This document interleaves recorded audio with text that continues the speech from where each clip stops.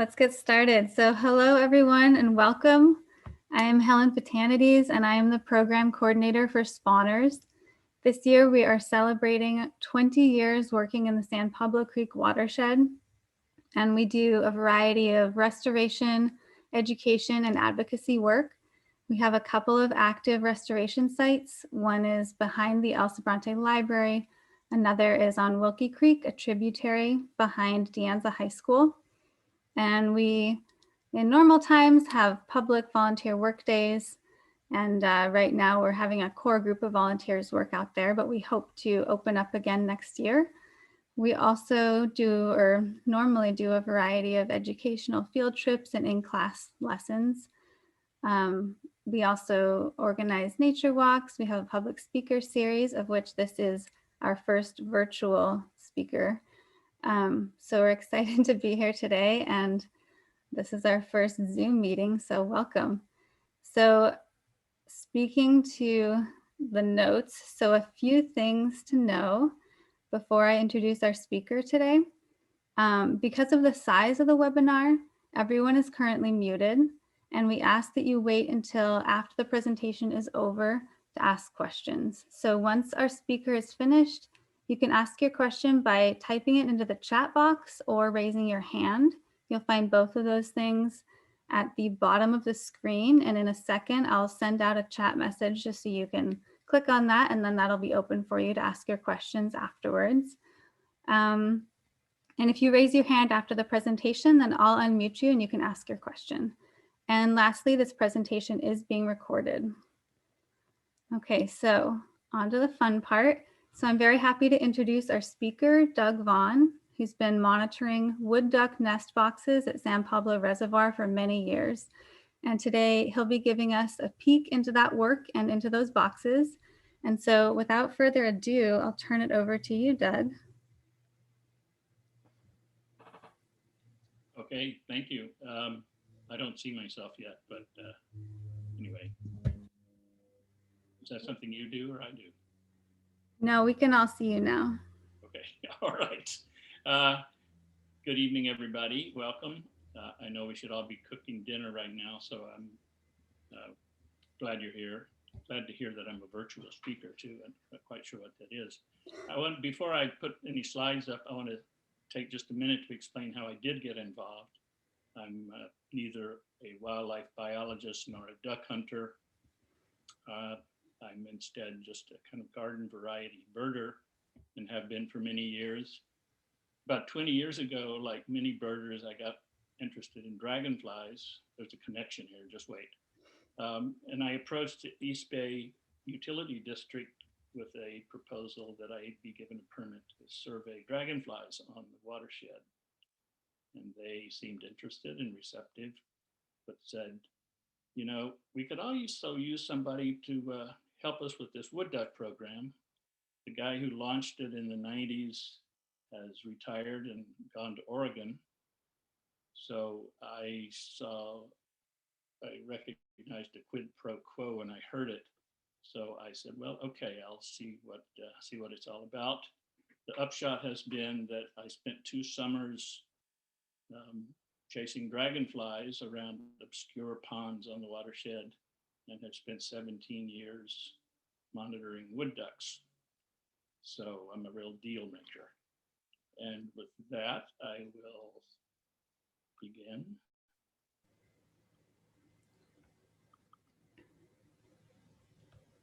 Okay, so maybe Helen, so I'm, yeah, I'm seeing a lot of. Yeah, so just a quick note on the technical part. If you're probably seeing a few videos of people on the upper right hand side of your screen. If you want to see less people or no people at all, go to the top of the window and you can click either minimize or reduce the number of thumbnails you're seeing. You can also drag that box around if it's in the way of something and you don't want it to be there.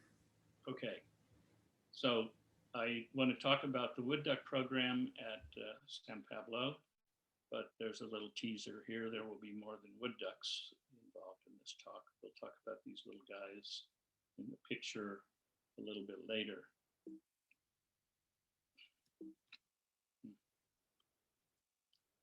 I also want to give some special thanks to a number of people that have helped me. Robert Bartholomew, many of you know as Bart, involved with Spawners, has been an equal partner in this enterprise for the last 10 years, and it's no exaggeration to say that it wouldn't have happened without him. He's taken on an increasing load of carrying the ladder as the years go by and as I get older. Sandy Ferreira really launched this whole thing for me. She's been kind of a overseer of a number of projects in the East Bay for many years. She's been a mentor and source of answers to all questions regarding wood ducks for many years. And until just a couple of years ago, she was the bander on call who would come out and band ducks and owls that we had nesting in the boxes. Thanks also to the photographers who gave permission to use their photographs. Ted Beatty, Bob Lewis, Dave Quady, and Tara McIntyre. And all kidding aside about bad bargains with East Bay Mud, they have been great. They have done everything we've asked them, helped in every way. So thanks to Bert Mulcahy and his staff, and to Roger Hartwell, who was Bert's predecessor as the supervising biologist.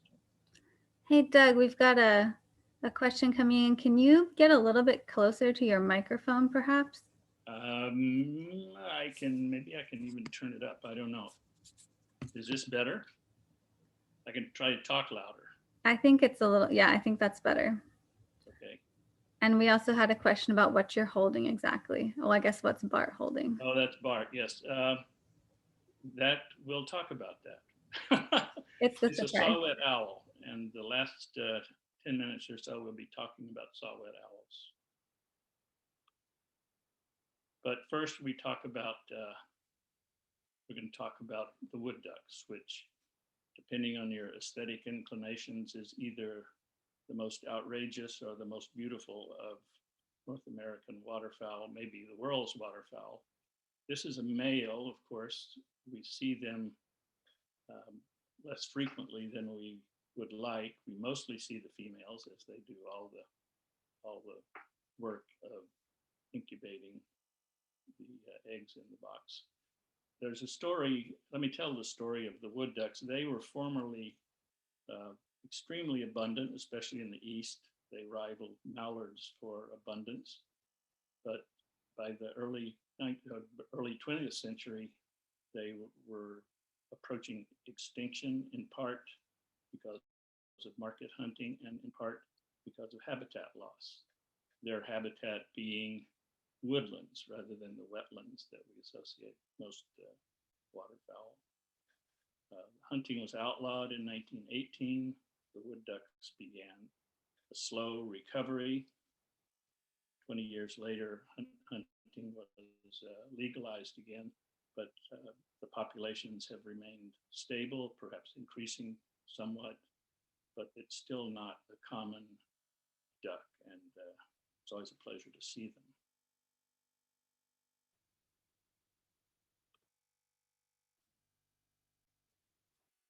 The wood duck program that we're going to talk about was launched in 1991 as part of California Waterfowl Association, which was an association and is an association of duck hunters who are committed to education and conservation, mainly of wetlands. The wood duck program, as I mentioned, is focused on woodlands, and their main task is to simply provide additional opportunities for the wood ducks to nest, mainly by putting up wood ducks or wood duck boxes.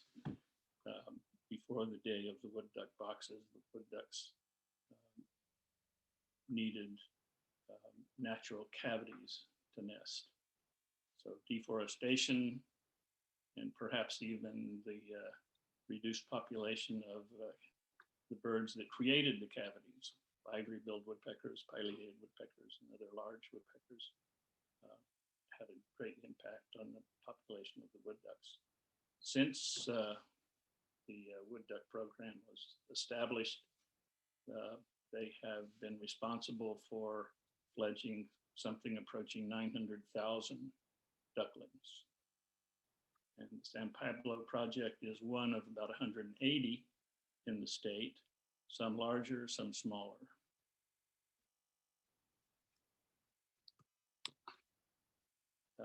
At San Pablo Reservoir, we currently have 20 boxes that are sized for the wood ducks. This is an example of one along the creek, about a foot deep, foot wide, and 2 feet from top to bottom, and with a hole sized just big enough to admit a wood duck, not big enough to admit one of our burly West Coast raccoons. There are 4 additional boxes that we have sized for small owls. The idea being that the owls would use the small boxes and perhaps use them more frequently than we had seen them in past, and at the same time free up the wood duck boxes for use by wood ducks. It hasn't played out that way. The owls seem to prefer the more spacious wood duck boxes. So we've seen, I'm not sure we've seen any nests in the owl boxes at all. The 9 additional boxes that had been mounted in the past that have been colonized by honeybees, that basically makes them unusable for wood ducks.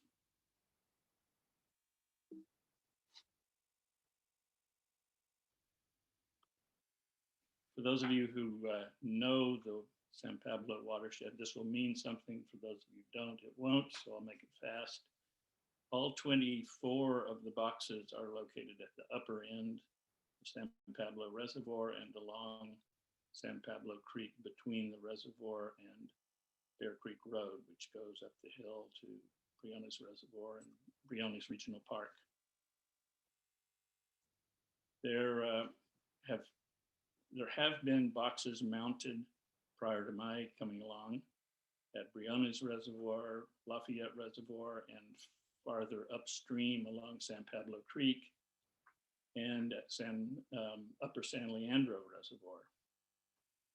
Did I say that already? None of those boxes, as far as I know, are currently being monitored.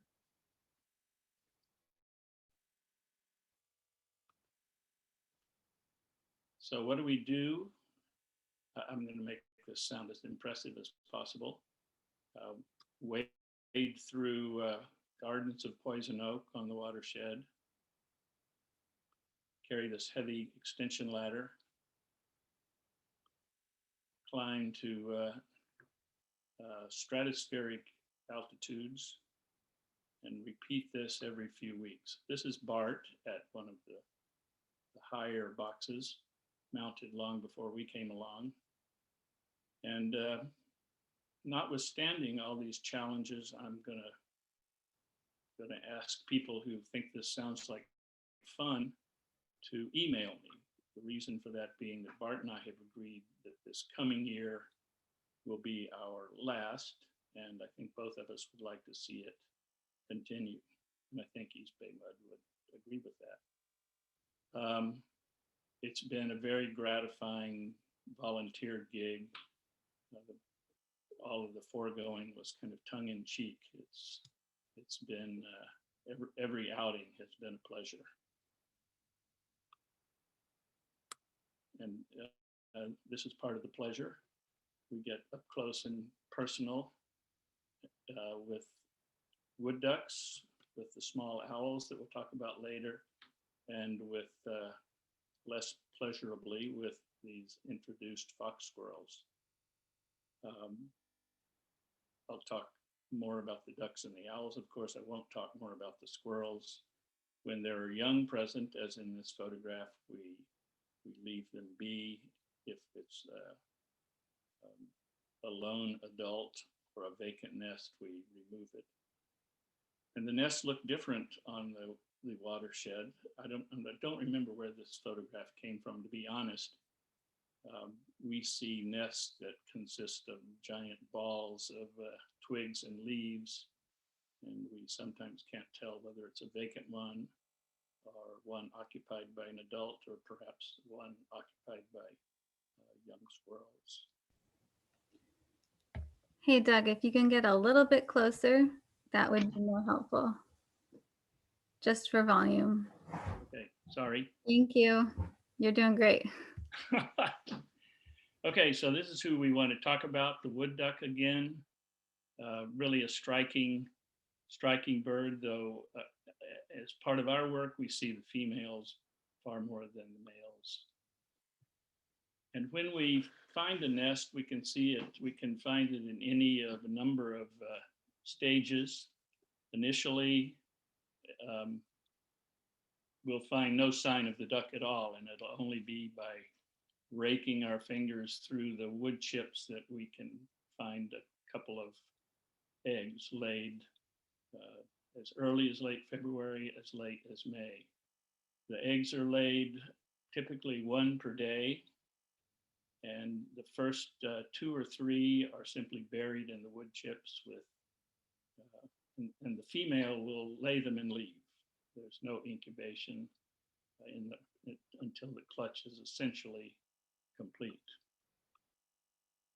After the first few eggs, though, we begin to see a nest of down that the female plucks from her breast and begins to make into a down pad to incubate insulate the eggs. She'll continue to lay one egg a day, roughly speaking, until there are an average of, say, 12. And at that point, we'll find a sitting hen. And she will remain there for about 4 weeks, incubating the eggs, after which you might think we'd find ducklings in the box. No such luck.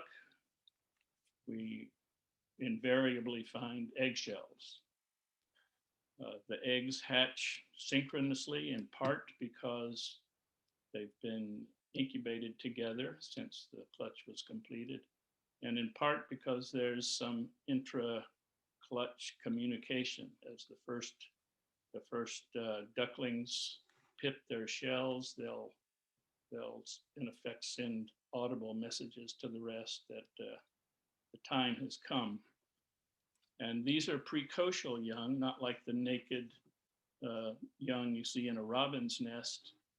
They're fully capable to leave the nest within 24 hours of hatching. And they invariably do that, follow their mother to the nearest patch of water, and that's the last we see of the hen or the young. I don't know just how old this duckling is, but I suspect only a few days, which suggests how well developed they are when they get out of the egg. We don't see this scene. We rarely see this scene. They're skittish and elusive birds, especially when they have young. So I want to talk a little bit about recent results. I'll start with 2020, which was February through May or June of this year.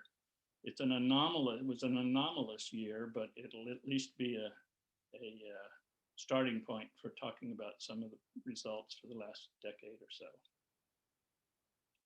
As I mentioned, there are 20 nest boxes sized for the wood ducks. We had 17 nesting attempts, but only 7 successful, and therefore a relatively low number of hatched ducklings, 47, perhaps a few more. There were eggs missing or disturbed in 6 of the nests, which it was very atypical and pointed to some sort of predation that remains to be explained. So let's look at the last decade. there are 3 points here I want to make. One, when you look back to 2010, for a striking number of eggs hatched. Um, if you went back one more year, the numbers would be much lower again. This was a real peak, a spike, I would say, and I have no explanation for it. It's almost as if somebody released a bunch of ducks on the watershed, which is certainly possible, but if it happened, uh, they didn't tell me about it.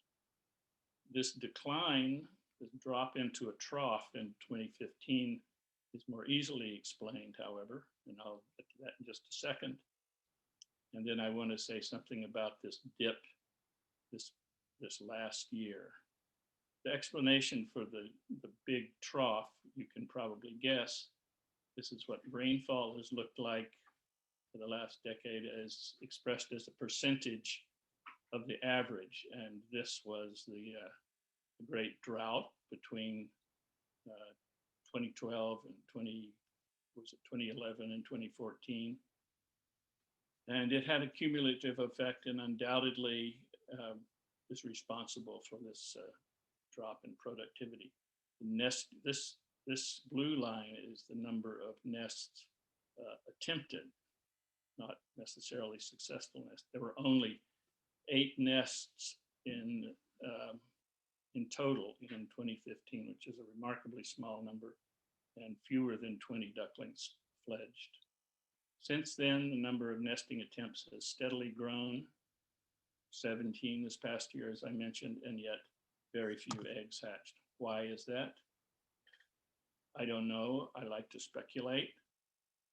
My favorite speculation is a new predator on the watershed, but I have absolutely no facts to base this on, except I am told by staff that they know that this animal, ringtail cat, is present, though I have yet to talk to anybody who's actually seen one in the East Bay. This is a raccoon relative, much smaller than a 15-pound raccoon, weighing only 2 or 3 pounds, but fully capable of getting in the small opening on the wood duck box. As I say, don't tell anybody I made any claims for this, but I sort of like the idea.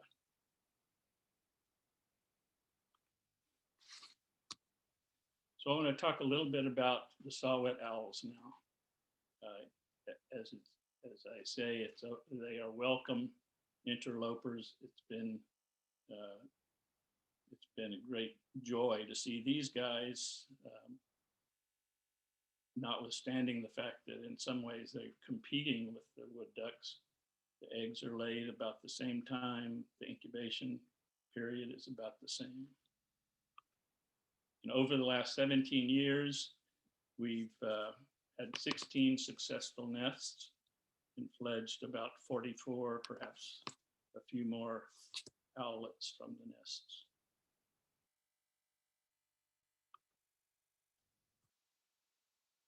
This photograph I did not take. I don't remember, frankly, where I got it, but it illustrates 2 things.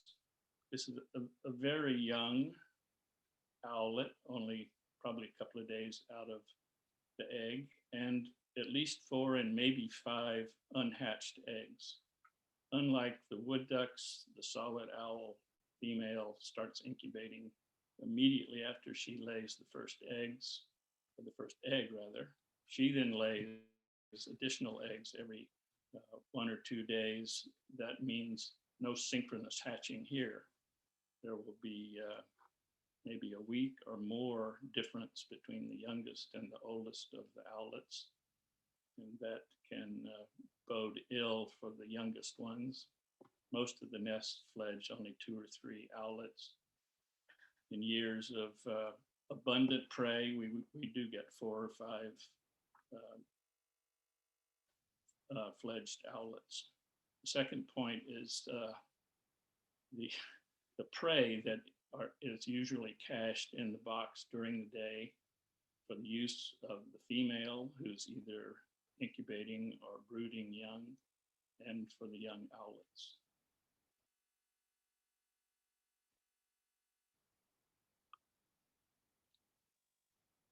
And here's a brood of 5 that did make it. This again was a photograph, I think, taken by Sandy Ferreira at San Leandro Reservoir, again before I was involved. And a couple of these look very close to fledging, and all of them look healthy and are likely to fledge eventually. And they are universally admired, these guys. I didn't mention the size. They're, as you saw in some of the earlier photographs, they're tiny things. They weigh 2 or 3 ounces as adults. They're perhaps 8 inches from head to tail tip, and pretty irresistibly cute.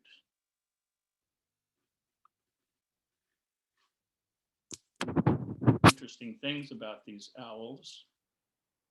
We see here an immature being banded. And I also want to give a shout out to Ann Ardillo, who is unidentifiable in this photograph, but who has kind of stepped in to band the owls after Sandy Ferreira had hung up her banding pliers. I like this photograph, even though you can't see Ann's face, you can see a couple of interesting things. I think what she's doing here is measuring the size of the bird's tarsus, the lower leg bone where that band will be, measuring it so that she's certain to put on the right size band. And I like the very business-like briefcase in the background that shows how serious she is about her business. She measures and weighs every bird she bands. So thank you, Anne. I hope you're out there.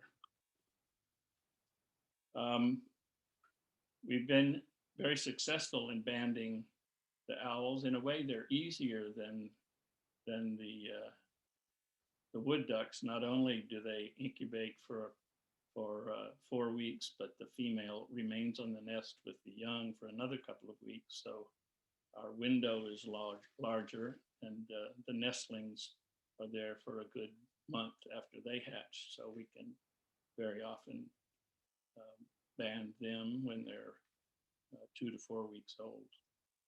We've banded 12 of the adult females and almost all of the nestlings, 43 of them, which allow us to draw a few conclusions. Only twice have females returned to nest after being banded in a subsequent year. This is a bit of a surprise. I don't know the reason. It could reflect high mortality among the females. It may simply mean that the females wander elsewhere to nest.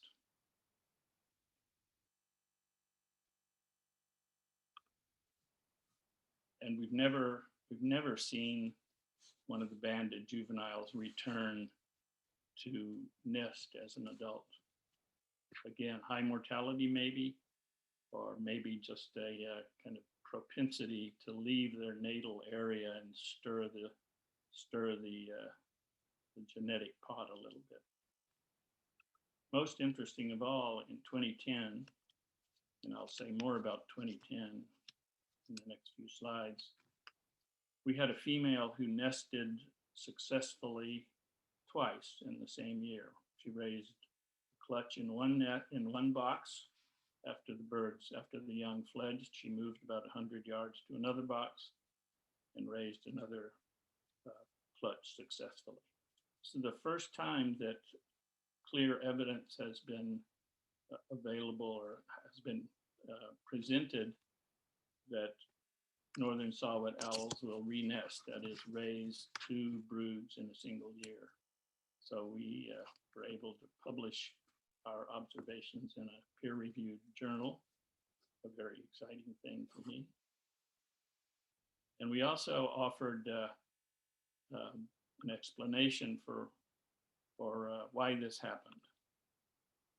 This picture is actually from 2012, but 2012 was a kind of an echo of 2010. And what this shows is the debris that was left in an owl box after all of the owlets fledged. I won't go into detail on how all of this debris was sorted, um,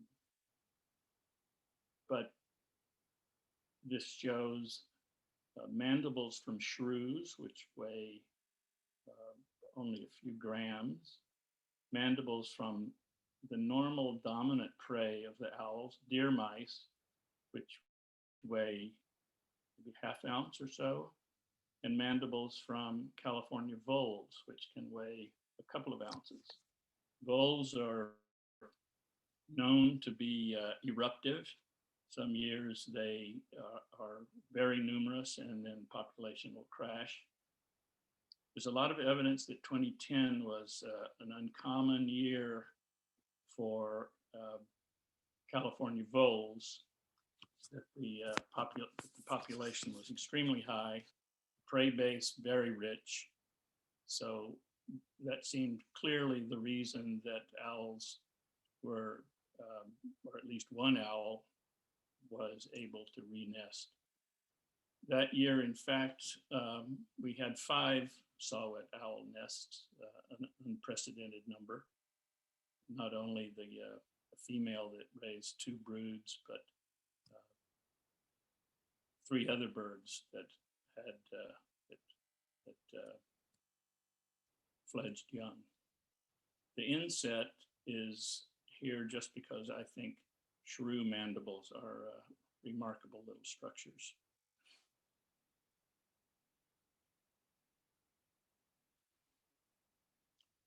And then there's this second photograph, which is interesting in a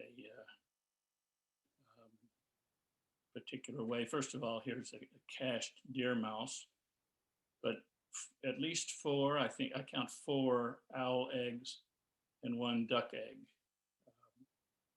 What's going on here? Clearly, I say clearly, I think certainly the obvious explanation is that a duck used this nest to lay its first egg, covered it up in the usual way, and before it returned the next morning to lay a second egg, it had been commandeered by an owl that began laying its eggs. And we, as it turns out, we inadvertently flushed the owl. This was the year before BART started, so it was my wife and I checking this box. We found a single duck egg and a single saw-whet egg, which meant that we knew within a day or so when these eggs would hatch.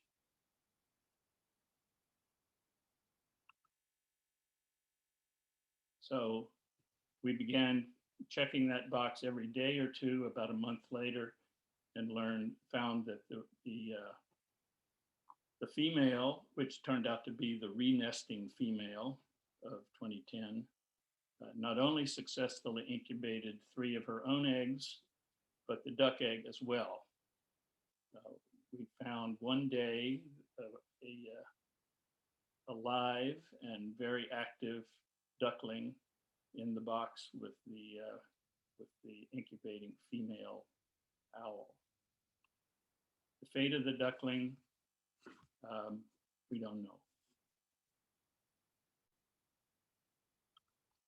And then in 2014, we also found owl eggs and duck eggs in the same box, but this time, unfortunately, with the dead female owl that showed no obvious signs of trauma. So we don't know what happened in this case.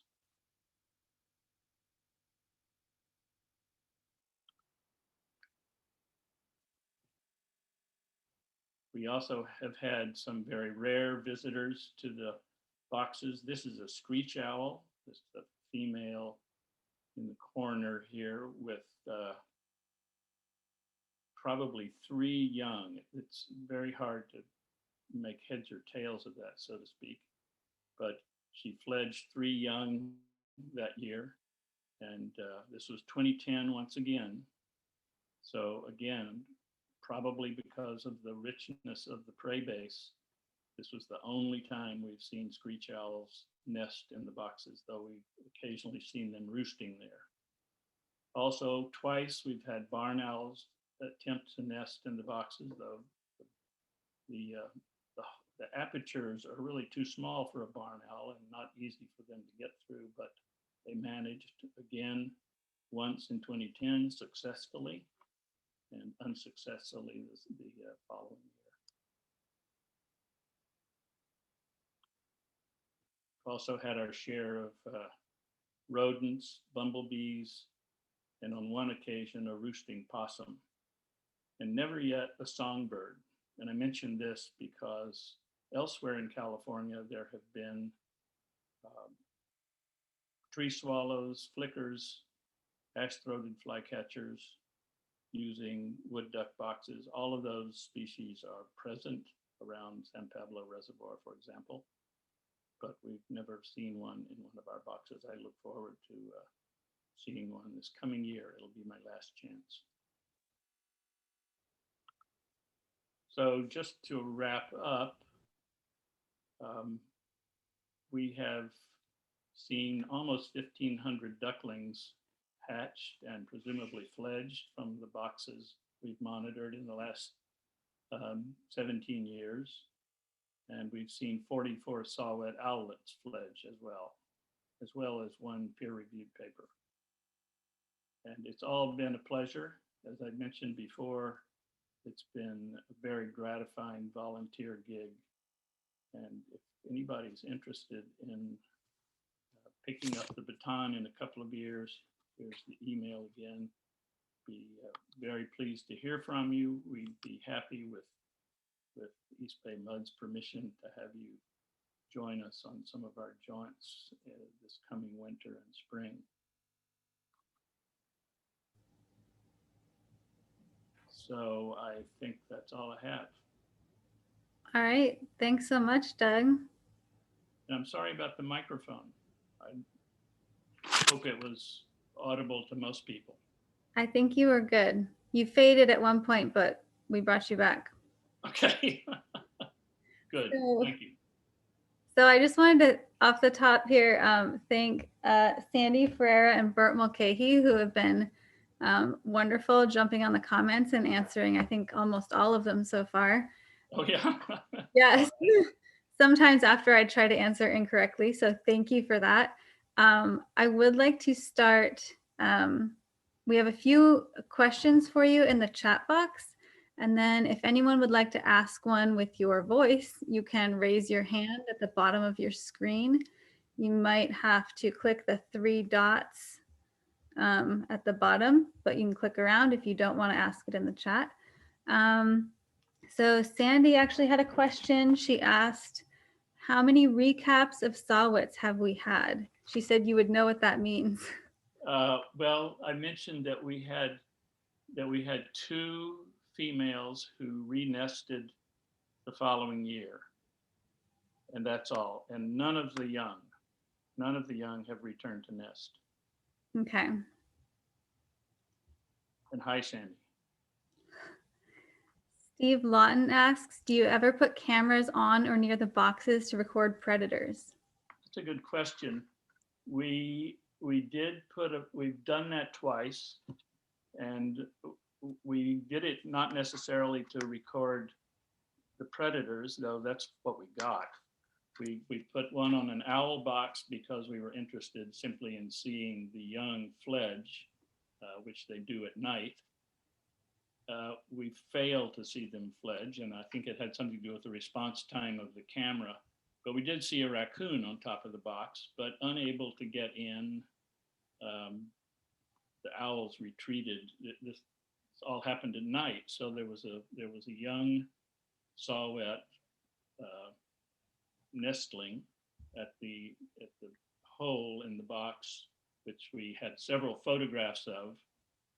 In the next photograph, no owl, not because it had been taken by the raccoon, but because it retreated to the box. The raccoon on top of the box, but unable to get in. The second time we did put a camera on the box again in an attempt to see ducklings emerge from the box. And again, we didn't get any. And I think it has something to do with the response time of the cameras. They just don't immediately expose a picture. There's some motion. A second or two later, I guess it takes a picture, and that is not fast enough to Right. see either owls or ducklings emerge from the box. We may try again. Cool. Another camera-related photo from Maureen. In order to take photos inside the boxes from the top of the box, does the roof come off? How do you get those photos? The roof does come off, and that's how we in fact check the boxes. We plug it, we plug the hole with the plug, then put the ladder up and remove the top of the box, being careful not to let whatever's inside get out while we're doing that. Some owls, some ducks are very docile. You can remove the top and do whatever you like, take as many pictures as you like. Others are more skittish and probably wouldn't permit that. All right. From Bill, oops. Sorry, they're coming in fast. From Bill, hooded mergansers frequent Pinole Creek in late winter. Do they ever utilize the wood duck boxes? The mergansers that I've seen on the creek are common mergansers. They are cavity nesters, but they don't nest around here. And I think they're probably a little big to get in the wood duck boxes anyway. I think they nest north of here. I don't know whether common mergansers in fact have ever nested in wood duck boxes in California. I know hooded mergansers have a couple of times in the far north, in the Klamath refuges, but not around here. All right. For what it's worth, buffleheads have also used wood duck boxes around Lassen National Park, but again, not near here. What food resources do the wood ducks use? From Jan. I don't know. Sorry. They're dabbling ducks. They're not diving ducks. So I guess they use the same resources as mallards and other dabbling ducks, but I don't know vegetable matter, but that's all I know. All right. Well, chances are we seem to have an educated audience, so someone might put it in the chat. And if I come across it, I'll call it out. Okay. From Alan Bade, have predator guards ever been added to the boxes, or does this make it hard for the ducks to get in and out? Some nest boxes for other species use them. Yeah, I've seen the predator guards I've seen are kind of around the pole or the tree that the box is mounted on. We've never used them in large part because we haven't had an issue with predators. The raccoons, I think, are too large to get in the holes. We don't have stoats and weasels, or at least not in any numbers. So we simply haven't found evidence of the hens being killed in the boxes. We haven't seen evidence of missing eggs until this past year. So the answer is no, we haven't used predator guards. All right. I think Sandy answered the question about food resources. She says they're omnivorous. Seeds, insects, frogs, acorns, rice, grains. Depends on the habitat. I told you she knew all the answers. Another message from Alan. When do the owls arrive in the area? Well, late February or March. And I should say, there are saw-whet owls here all winter, apparently. Whether they're the same ones that then nest in the spring or late winter, I don't know. I don't know whether there's any movement of owls out of this area in the winter and others coming in, or whether there really is a resident population. But we get them on the Christmas bird counts, for example. Okay. From Steve, how big is the hole for the duck to get inside the box? I should know that. but I could only guess it's about 3 inches by 4 inches. I'm sure Sandy knows the answer to that too. An oval, it's about 3 inches high and 4 inches wide. If Sandy knows the exact answer, she can chime in. Let's see. She says 3 to 4 inches elliptical. Yeah. All right. The chat has slowed down. I'm going to check. I don't think anyone has their hand raised that I can tell.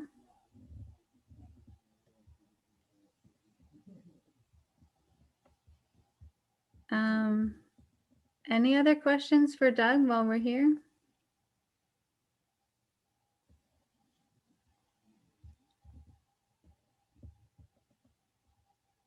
Oh, I think we have one more in the chat. Okay, no, that's not for you.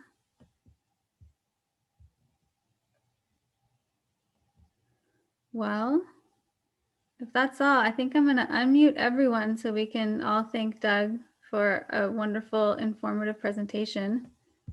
So I've asked you all to unmute. You're welcome to if you'd like. And thank you for coming to our first virtual presentation. It's been a joy to have you. We hope to do this again. Thank you. Thanks, Doug. Yeah, thank you. You're Thanks, welcome. Doug, if you can hear me. Thank you. Thank you. And Thanks, Doug. Welcome, folks. Thank you so much.